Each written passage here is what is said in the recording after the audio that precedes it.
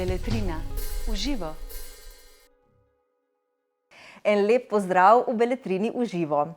Danes bomo govorili o branju, o pomenu branja in o množičnem razcvetu bralne kulture, ki ga je spodbudil razvoj romana. O tem se bom pogovarjala z doktorico Ano Vogrinčič-Čepič, predavateljico na oddelku za sociologijo in na oddelku za bibliotekarstvo, informacijsko znanost in knjigarstvo Filozofske fakultete v Ljubljani. En lep pozdrav. Enako, lep pozdrav.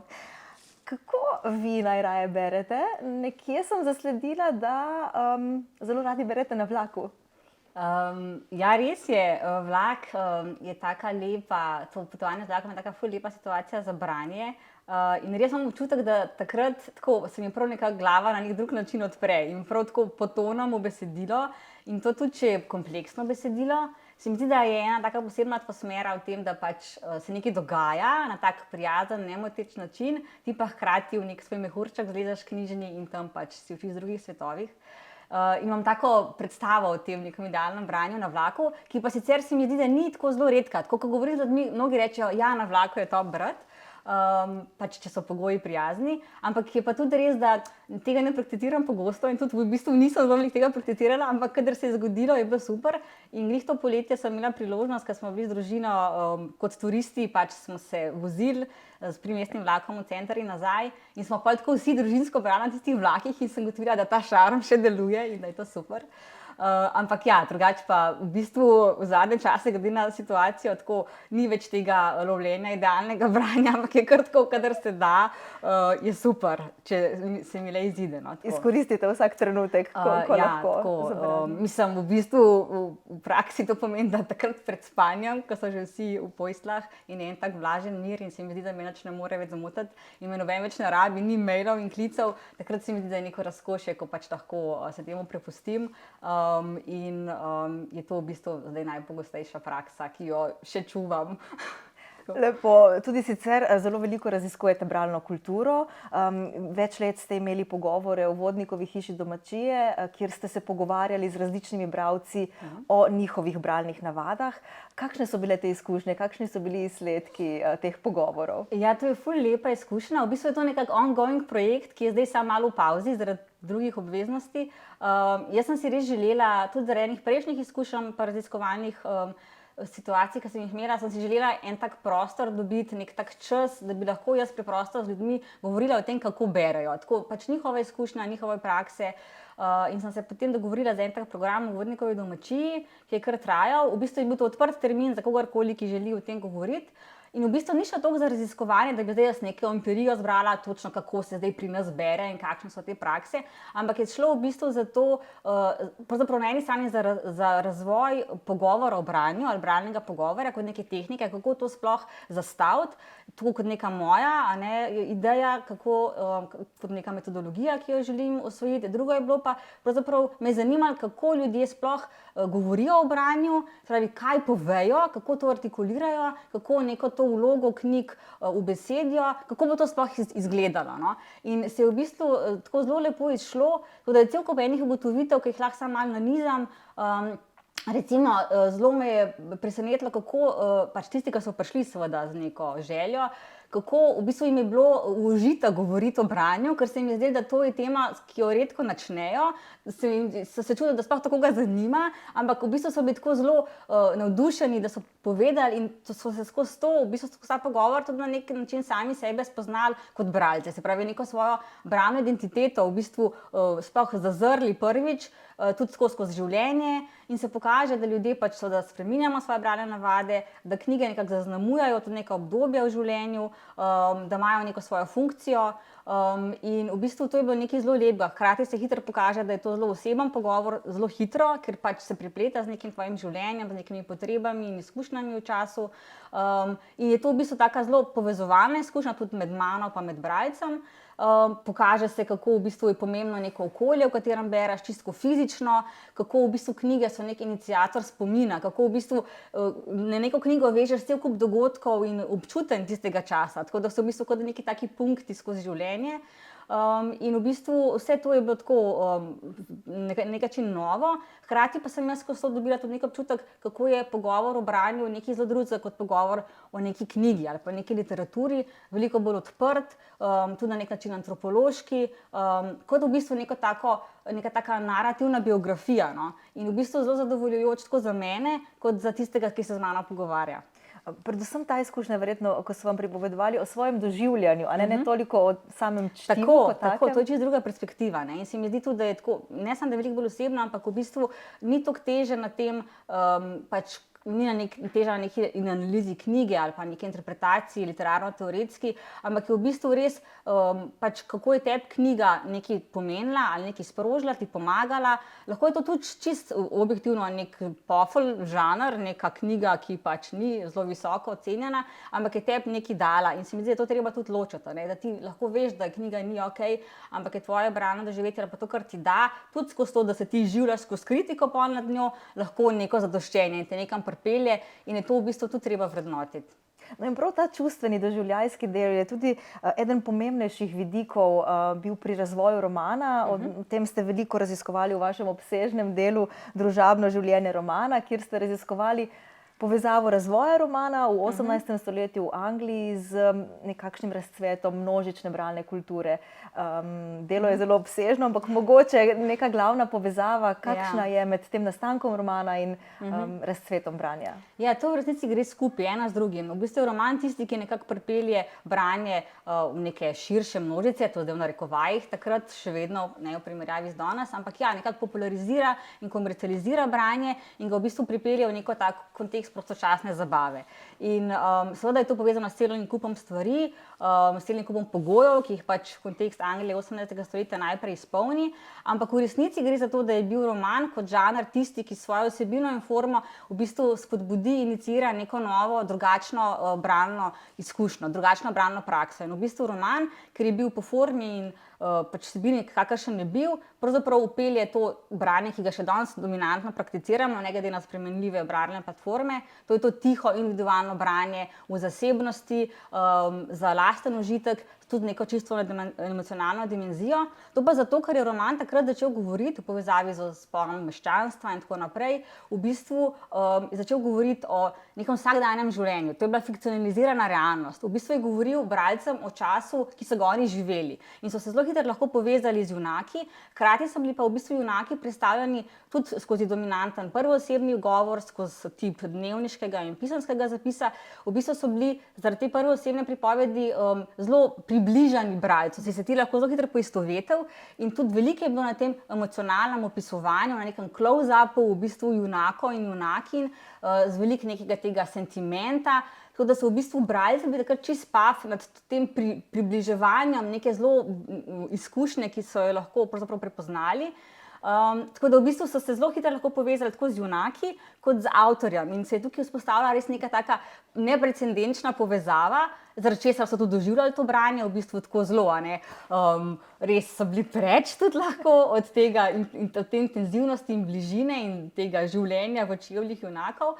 Tako da v bistvu vse to je botrovalo k temu, da je branje res se ponotranilo, da je v bistvu prišlo iz v neko tako zasebno, individualno, intimno izkušnjo in pač to je tisto, kar jaz mislim, da je prevladujoče stanje še danes. Se pravi, ni bilo od nekdaj tako, to je treba vedeti. To ima svoj zgodovinski konkreten vir zaradi celega kupa okoliščin in pač ga danes še gojimo in se mi zdi fajn, vedno tudi študentom povem, kakšna je ta geneza, od kje je zdaj to branje tako, kakršno je. In v bistvu roman tukaj odigra totalno važno vlogo. Nekakšno branje za užitek, kot rečete. Tako, ja, branje za užitek. In to se mi zdi, da je treba res gojiti. To je tako najboljše možno branje, ki je podlaga za vse ostalo. Kako je bilo pa prej? Mogoče vseeno kakšno besedo. Je branje bilo predvsem kot javno branje, na glasu, v javnem prostoru? Ja, branje se v bistvu rodi kot glasno branje, se pravi branje s poslušanjem. Zaradi celega kupa spet okoliščin, ker je bilo pač malo pismenih, malo knjig oziroma tekstov in tako naprej, je v bistvu bralec praviloma delil ta tekst, tako da je preprosto glasno bral, to je bil skoraj nek retoričen nastop, imel je na performance, recimo v antiki, kjer to branje absolutno prevladuje, so pač bralci bili govorci, ki so pač morali tudi nekako nastopati in fizično zelo aktivno pravzaprav delovati, ker so imeli tiste svitke, ki so jih pač odrolali in v bistvu, če sem hotel pač stvari povedati z nekim patosom, sem mogel to odložiti in so tudi znali stvari malo na pamet in mogli so pravilno dihati in v glavnem to je bilo pač cela predstava. Tako da v resnici, šele potem, počasi, ko se razbije ta skripta continua, ko se potem branje začne brati potiho, ampak praviloma dolgo je to velja samo za neke učenjake, pisarje. Drugače pa v bistvu branje res nek tak bolj javni, kolektivni družaben dogodek, ko se pač bere na glas, tudi v nekem družinskem krogu ali pa skupaj v neki družbi. In šele v bistvu res, jaz mislim, da 18. stoletje je tisto, ki dejansko šele res zasidra to tiho branje kot neko prevladujočo prakso, čeprav se to kombinira še z javnim dolgo časa. In to ravno zaradi te neke take zelo osebno, intimne note, ki jo pač prinese roman, ta identifikacijski potencial, ki se pač zgubi, če se bere na glas. Ampak seveda s to spremembo bralne izkušnje oziroma prakse pridejo tudi strahovi, ker je pač to novo in drugače, ampak to je pa že druga zgodba. Ta moralna panika, o kateri tudi pišete. Mogoče, ko ste ravno omenili en kratek citatek iz vaše knjige, sicer vi citirate v bistvu zapis iz Monthly Reviewja in pravite tako, oziroma tak je bil zapis: romani so krožili med lahkomiselnimi in razuzdanimi pripadniki obeh spolov, ki niso brali zato, da bi jim čtivo dalo misliti, ampak zato, ker ni bilo kaj misliti. In nadaljujete, da je veljalo, da lahko tudi napiše roman vsak, ki zna vsaj za silo držati pero. Veliko strahov je bilo, da bojo romani pohujšali ljudi, da se bodo identificirali preveč, naredili kakšno dejanje, kot da je. Ja, v bistvu roman se zelo hitro postane nek tak bav, ampak to je tako nekaj, kar se skozi ponavlja skozi zgodovino. Ko je nekaj novega, ko je nekaj drugačnega, ko to pomeni neko spremembo, se pojavijo sumi in strahovi, kaj bi to zdaj lahko pomenilo, sploh če je stvar zelo popularna in se razširi in potem je takoj strah, da bo ta učinek tudi škodljiv. Tako da v resnici se je na roman hitro nalepilo cel kup strahov, malo zato, ker je bil po formi res tako zelo dostopen. Mislim, to je bil jezik, ki so ga vsi razumeli, ker je bil pač jezik vsakdanjih ljudi, ker roman razširi ta repertoar, kdo so lahko junaki. In je bil noter tudi pogovorni jezik, tudi slang, tudi ljudje nižjih stanov. In se je res delo, da je to neka forma, ki sploh nima nobene forme in da je to nekaj pač nižjega. Po drugi strani pa zato, ker je dejansko načenjal teme, ki so bile teme, v katerih je lahko vsak pisal, ker so to teme, v bistvu, v katerih imamo vsi izkušnjo. To je pač tema, ljubezni, odnosov, iskanja sreče. Tako da je v bistvu vsak lahko to delil, vsak se je lahko s tem poistovetil, ampak hkrati je pa seveda roman v bistvu slika novo nastajajočega meščanskega sloga, to so njegovi junaki na začetku, njegovi pisci, njegovi bralci. In to je seveda novo samo po sebi, ta nov družbeni red, ki se vzpostavlja, pač meščanstvo kot tako. In pomeni grožnjo staremu redu, pomeni, sekularizacijo, urbanizacijo, drugačne odnose, rahljanje hierarhije v družini, romantična ljubezen. In roman je vse to v bistvu poosebljal. In to pomeni, da si lahko ti seveda, ki si se v bistvu bal sprememb za tem, si pa lahko roman, ki je pač tukaj nek fakt materialni, si ga napadel kot nekega grešnega kozla in ga začel preganjati, kot češ, da boš s tem karkoli spremenil, kar je seveda čisto utopično, ampak je bil taka dobra tarča. In so ga v bistvu res preganjali in napadali kot nekaj, kar ima lahko škodljive vplive zaradi posnemanja, zaradi tega, ker je zasvojil bralce, ki so pač brali te zgodbe, ki so jih čisto čarale in niso pa nič drugega počeli in pač, so zaradi tega, zboleli fizično, umsko, se pomehkužili, sprožali požare, ker so zaspali ob svečah in druge traparije. In seveda ta bojazen do neke mere je imela neko drobtinico v resnici, ampak seveda je bila napihnjena, zaradi tega, ker se je v bistvu stari red bal novega reda. In v resnici je to neka taka ponavljajoča zgodba, seveda pa romana ni pregnala, in v resnici je to pač ena epizoda moralne panike, ki smo mi tako vedno znova priča. No, danes takih strahov verjamem, da nimamo več. Imamo pa drugačne in velikokrat slišimo, da danes premalo beremo. Ampak a je res tako? Kaj pravijo raziskave? V resnici beremo več kot kadarkoli, ampak stvar je v tem, da beremo res drugače in da pač se te bralne prakse spreminjamo. Ne beremo več tako, kot smo in zdaj se nam zdi, da pač nekaj izgubljamo. V bistvu gre za to, da pač manj je dejansko po raziskavah sodeč tega dolgega branja tiskanih knjig. Zato, ker preprosto s spletom in z digitalnim okoljem smo pač v nekem drugem bralnem okviru in v bistvu nam spet prinese več branja, ne samo branja na zaslonu, ampak več branja kratkih tekstov ali pa srednje dolgih tekstov. In v bistvu je to neka naša vsakodnevna praksa, zaradi česar nam ta neka koncentracija za dolga besedila zmanjkuje. Oziroma bi jo pač mogli vzdrževati, ampak v resnici eno spodbija drugo in tudi pač po vseh teh statistikah založniških dejansko je manj, torej več je naslovov, več imamo izbire, ampak manj je pa de facto naklad, nižje so naklade, tako da teh tiskanih knjig je res manj in je manj tudi časa, ki se jim ga namenja in manj je tovrstnih bralcev. Ampak v bistvu beremo pa več, samo pač beremo pač površinsko, beremo fragmentiramo, beremo na zaslonih, beremo druge tipe tekstov in to je v bistvu tisto, kar je novo in drugače in pač mogoče zaskrbljujoče v tem smislu, da pač nekaj izgubljamo. Mogoče je v tem kontekstu potrebno reči tudi nekaj o naši koncentraciji, ne? Koliko sploh še imamo te pozornosti brati daljše tekste, tudi romane recimo, ne? V resnici to, o tem se je veliko pisalo, jaz tudi sama pravzaprav sem veliko prepoznala pri sebi. Niklas Kar je eden recimo zgodnjih, ki je v bistvu opisal na samo izkušnji, kako ne zdrži več z dolgimi teksti, pač dlje časa. Tako da meni je bilo, ko sem brala tako, joj, to sem jaz.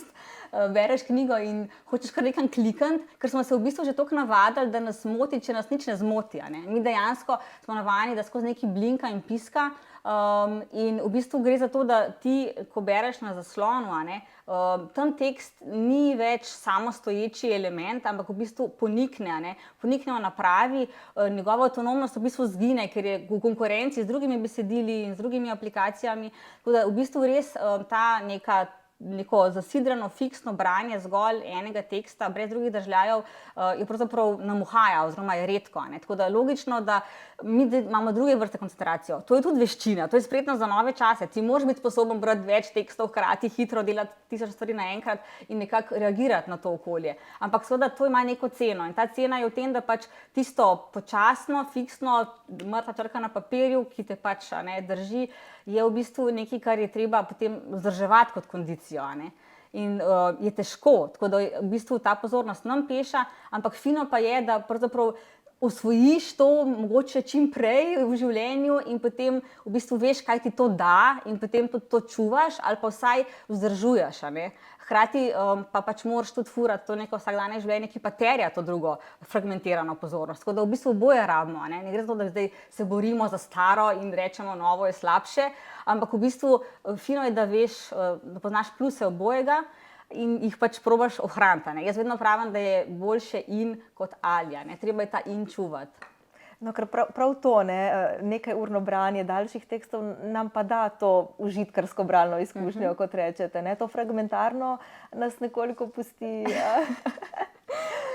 Ja, sicer jaz, če imam 10 minut, se mi zdi to dragoceno, ampak ja, ena druga dimenzija je, če imaš ti res ta luksus, da padeš v nek tekst. Sploh, če je to res prostočasno užitrsko branje, te odnese nekam in je to v bistvu res ena čist druga globina. Tako da jaz bi rekla, da je res dragoceno in pomembno, da pač človek izkusi enkrat to, pridi do tja, ker se mi zdi, da če enkrat pač to spoznaš, te to do neke mere toliko zapelje, da v bistvu vedno znova iščeš to ali pa saj poskušaš do tja priti, tudi če je to magar samo na dopustu poleti, ampak v bistvu, da pač se mi zdi, da to vedno znova iščeš, ker tudi ni vsaka knjiga taka, da te tja odpelje. Ampak ko enkrat to imaš, se mi zdi, da si na lovu za tem. In tudi če je mogoče to po več letih obdobja, majhnih otrok, da pač spet enkrat tja prideš. Ampak zato si jo pa moraš zasidrati nekaj globoko in to se mi zdi, da je važno. Danes beremo na različne načine, če lahko temu tako rečeva, tudi preko poslušanja audioknjig. Kako je s tem? Je to tudi neka vrsta branja? Ja, mislim tako, zdaj bom rekla, da sta dva tabora in nekateri pač strogo pravijo, da to nikakor ni branje. Jaz bi pa rekla tako, ko stojim za tem svojim povezovalnim, da absolutno to ni enako kot branje pač črk na nekem papirju ali zaslonu, ker v bistvu je čisto druga kognitivna operacija, ker ti ne prevajaš simbolov, neke pomene in tako naprej. in je v bistvu lažje, manj naporno, preprosto poslušati, ampak absolutno pa ne moramo reči, da to zdaj ni nikakršno branje, ker ti to knjigo vendarle na nek način konzumiraš, a ne? In se mi zdi včasih seveda je celo tako, da jo mogoče bolje slogovno začutiš. Tako da jaz tega ne bi zavrgla kot neko slabšo verzijo, ampak bi jo čuvala kot neko specifiko, pač diferenco.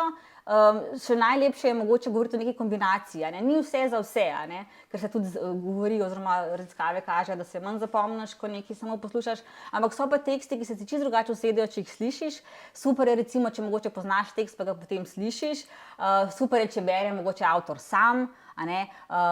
Odvisno je tudi od žanra, kaj recimo komu ustreza. Tako da jaz bi rekla, da to je ena pač posebna bralna praksa, ki ima svojo prihodnost, je zelo popularna, bolj drugje v tujini kot pri nas še ne, ker ni še tega pravega tržnega modela.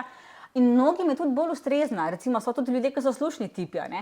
In v tej naši situaciji, multitaskinga, se mi zdi, da to zelo lepo lahko pride noter, sploh, ko so podcasti tako popularni in to ni tako daleč od tega, tako da se mi zdi, da en sloj bralcev bi pa zelo lepo zapeljali prav preko audio knjig, no. No, ko ste tako lepo rekli, bi jih lahko zapeljali, vi se veliko ukvarjate s tem, kako bralce oziroma odrasle in tudi otroke na nek način zapeljati, spodbuditi k temu poglobljenemu branju. S kakšnimi načini lahko še danes pridemo do tega? Ja, veliko načinov.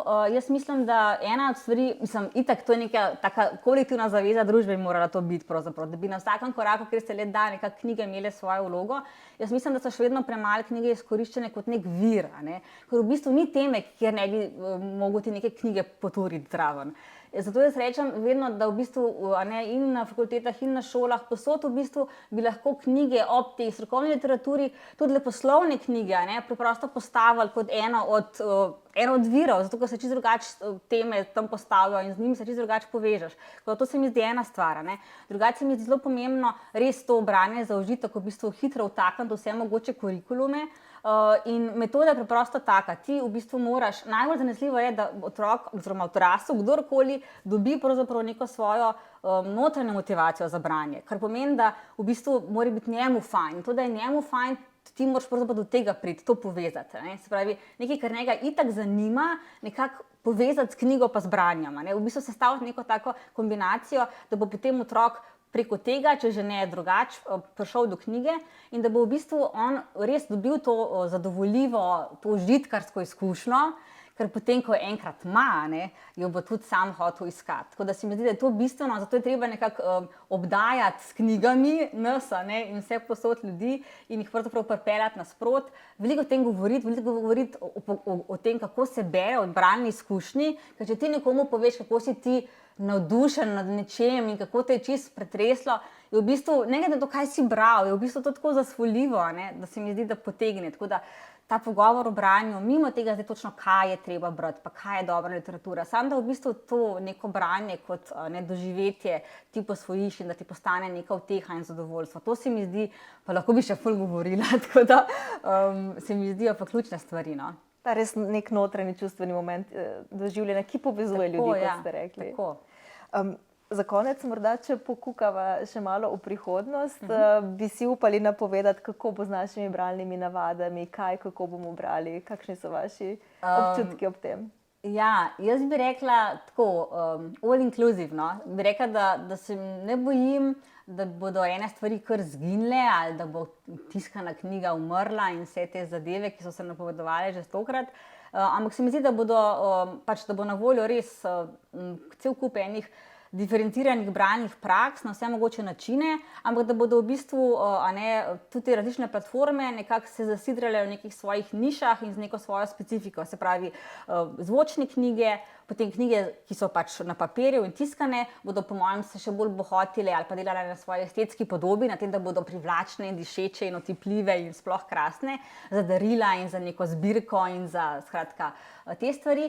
Potem bodo pa seveda stvari na zaslonih, kjer se bodo izboljševala vidnost, platnice, estetika tudi tam. Tako da se mi zdi, da je prihodnost v nekem takem soobstoju, v nekem hibridnem okolju, bralnem, za različne želje in okuse. In to se mi zdi čisto okej. Super. Lepa hvala za pogovor. In čim več užitkarskega branja. To pa res, ja si želim, hvala. Vam pa hvala, če ste nas spremljali.